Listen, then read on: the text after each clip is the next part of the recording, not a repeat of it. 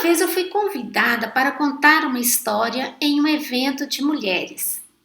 O local era assim lindo, era um sítio maravilhoso com piscinas, com acomodações super aconchegantes em chalés, o refeitório amplo com uma comida, mas tão deliciosa, que até hoje, só de pensar na beleza daqueles pratos, nos sabores daqueles pratos, a minha boca enche de água. Assim que eu recebi o convite, eu comecei uma pesquisa para encontrar a história ideal para aquele evento. Escolhi Machado de Assis, o nosso gênio da literatura brasileira. Preparei tudo com muito gosto. Estudei a história, ensaiei os gestos, a entonação de voz, as expressões faciais e, como preâmbulo da história, eu preparei uma lembrança relacionada ao tema e ao título para que as mulheres pudessem levar para casa. No dia do evento, assim que eu recebi a palavra, eu distribuí as lembrancinhas com as mulheres. Quando chegou no final da contação, sabe, naquele momento assim que várias pessoas vão à frente, começam a conversar com você, a perguntar alguma coisa, uma mulher chegou e me devolveu a lembrancinha. Ô, gente, tal como eu me lembro dos momentos felizes daquele evento, eu me lembro também da expressão facial daquela mulher. A expressão de descontentamento daquela mulher.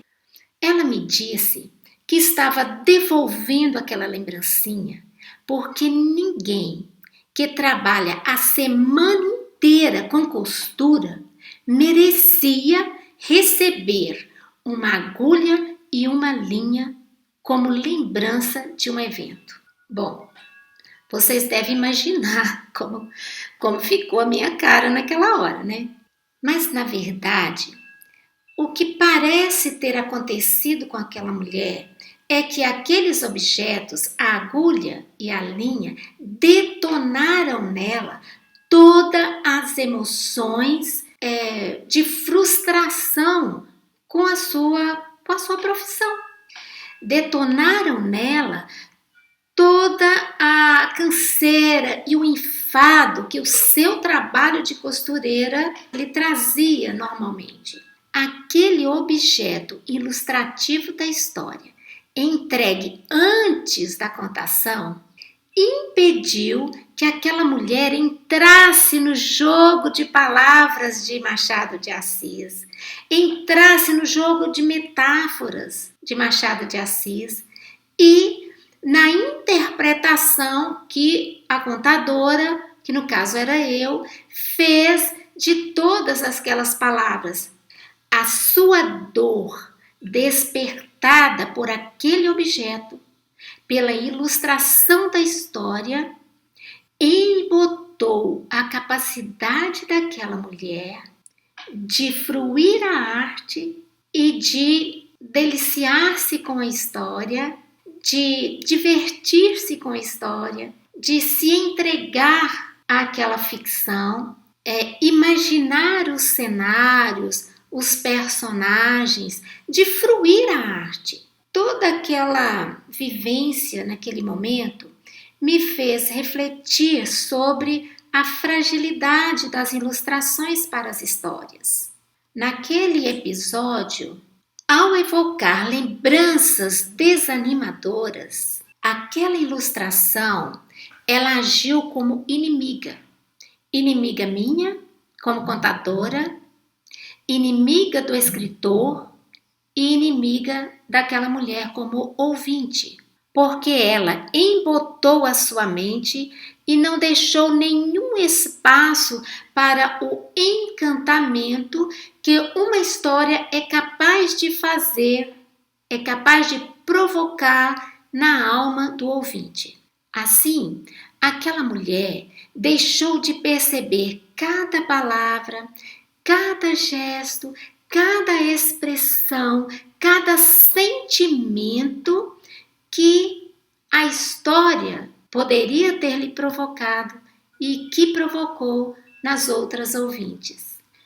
Da mesma forma que esse fato me mostrou o desserviço que uma ilustração pode fazer a uma história, ela me mostrou também a potência, o poder que o corpo e a voz têm numa contação de história. Se pelo menos eu tivesse distribuído aquela lembrancinha no final da contação, o gatilho não teria se armado na mente daquela mulher.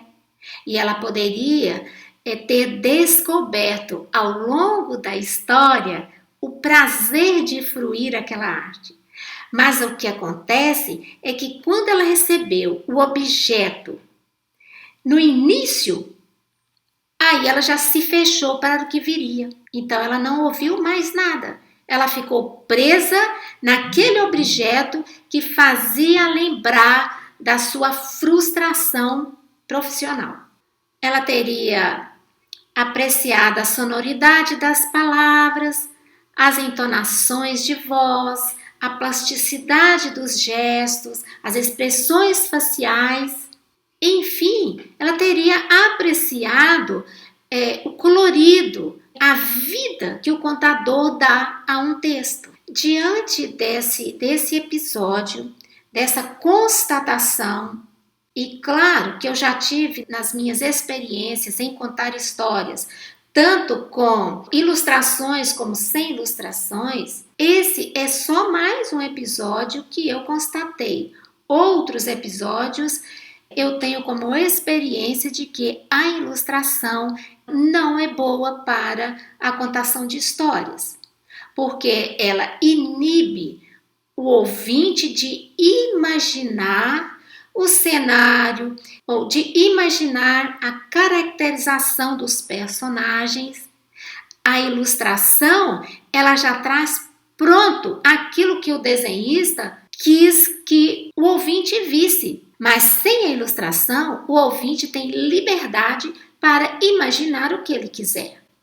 Então, diante dessa constatação, o melhor mesmo é uma contação de histórias sem a ilustração. Uma contação de história que permita ao ouvinte de estar livre para imaginar e para criar. Esta foi a nossa conversa de hoje sobre o fato de como eu acabei com uma história de Machado de Assis.